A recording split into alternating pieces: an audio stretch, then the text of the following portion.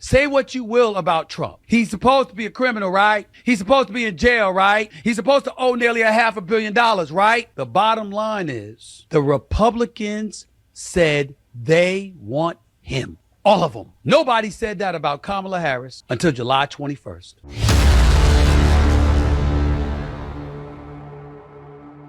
Stephen A. Smith is continuing to show us why Kamala Harris is really in trouble.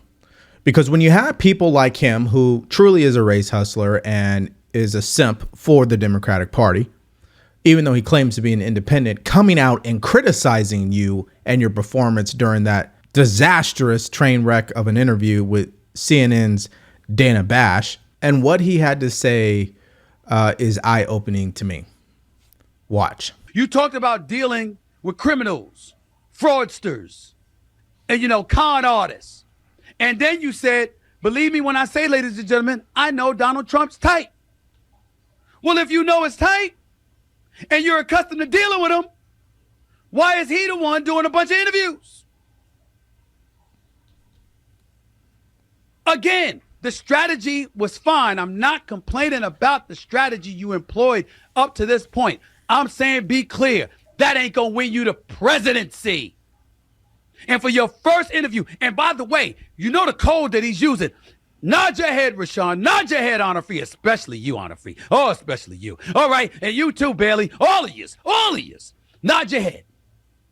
Is Trump, yes or no, is Trump not using codes when he points out that she's hiding?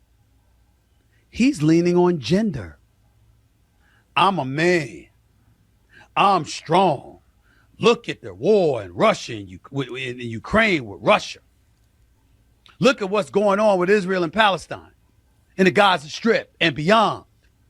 Look at the kind of troubles that we're experiencing, whether it's North Korea, it's China, or whatever. Iran, Iraq. I mean, come on, y'all. Look at all of this. You think she's strong enough? She can't even show up to do a hard interview. I show up all the time. This is what he's doing. We all know what that is. Okay, so I know it might be a little painful for people out there to listen to Stephen A. Smith. I'm with you. But I only am using this as another example of why her campaign is in trouble. Now, obviously, most people are not going to believe that because they go based off what the fake news media is telling them. Right. And we already know they are just a propaganda machine for her campaign. But Stephen A. Smith definitely points out something that anybody with some level of common sense would agree. How could you run for the most important position in the United States of America and you are scared to do interviews? Tell me how that makes sense. Tell me how we should trust you to handle Vladimir Putin, but you're too scared to do interviews. Make that make sense. Tell me that former President Trump is a threat to democracy, but you're too scared to do interviews and show up when it really matters and confront him. I'm telling you guys, if she shows up to the debate with that type of energy, it's over. Because the election is coming down to these independents and swing voters.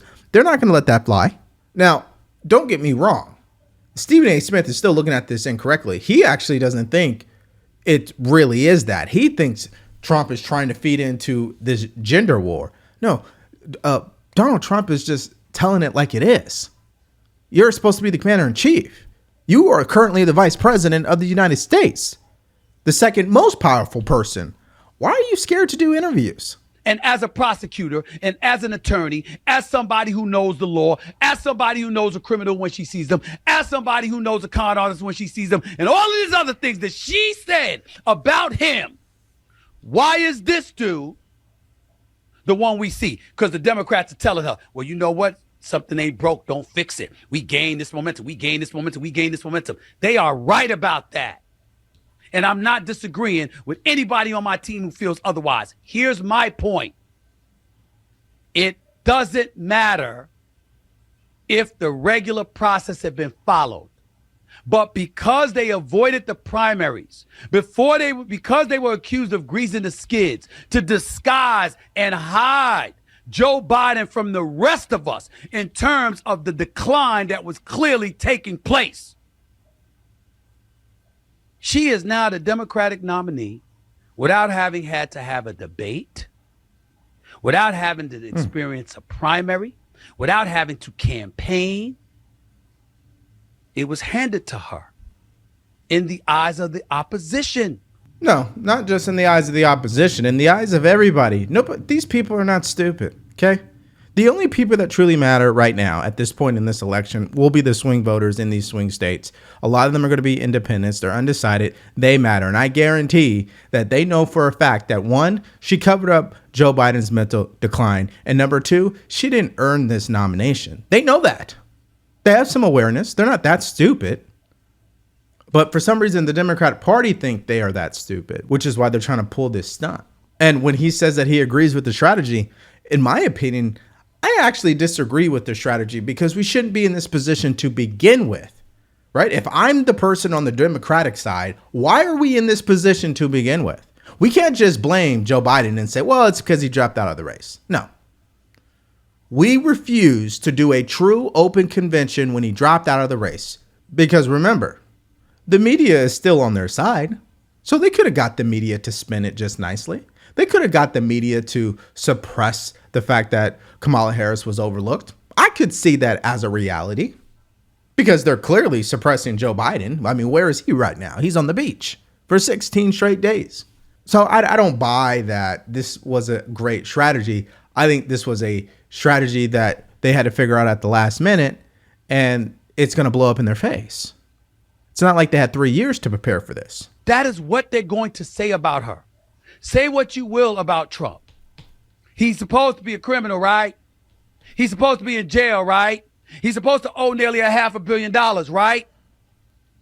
The bottom line is he's been the Republican nominee since 2016. And he's been through a myriad of debates. And on top of all of that, he got all of this law, these legal issues descending down upon him. And the people have spoken. The Republicans said they want him. All of them. Nobody said that about Kamala Harris until July 21st. So you don't get to just skate to the election and have a debate September 10th on ABC, and you know what? We may barely see you. Nah. Why also, ladies and gentlemen, Biden wasn't doing a bunch of interviews prior to the debate on June 27th, and then what happened thereafter with July and him stepping aside.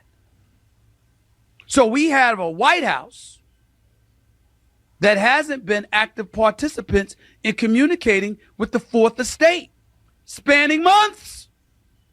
Why are you running this country? Nah.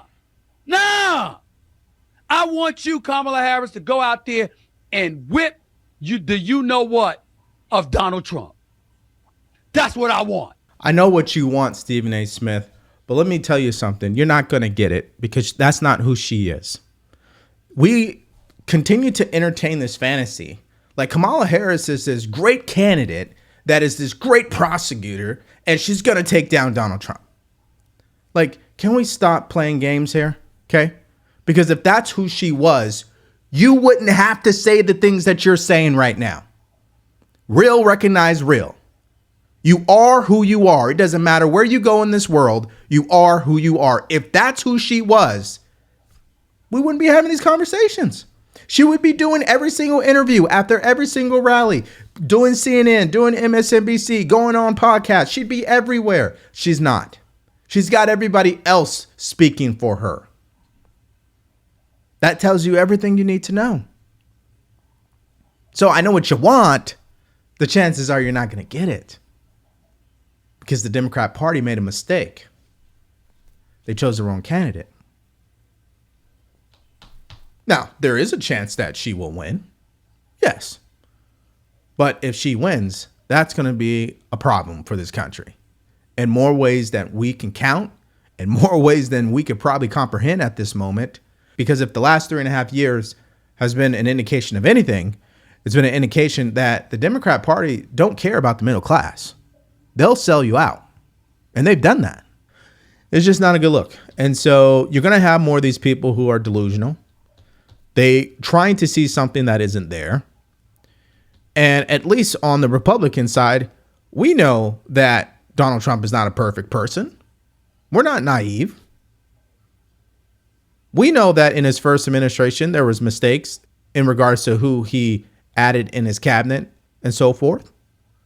But that's not really a concern, because what matters most is not necessarily who was in his cabinet. What matters most is what were the results overall. At the end of the day, what happened? No new wars. Border was secured. Economy was booming. Sounds good to me. I'm not going to get into all of the details about policy. If those three things can be maintained in somebody's presidency, I would say they did okay. But you can't say that for the Biden-Harris administration. And she's already shown you she's not going to separate from Joe Biden. She's just going to keep doing what he's doing. She's going to double down. And that should be frightening. So that's my opinion and my mindset. What about you guys? What do you guys think about Stephen A. Smith? Again, dismantling Kamala Harris for the fact that she's not showing up. And anybody who covers sports should be feeling the same way. Because the analogy is the same. Show up. Compete. Give us everything you got. And if this is everything she has, this country is in trouble if she wins the presidency. So tell me what your thoughts are and more in the comment section below. Thank you for checking out the video today. Stay grateful, stay focused, and stay true. Peace.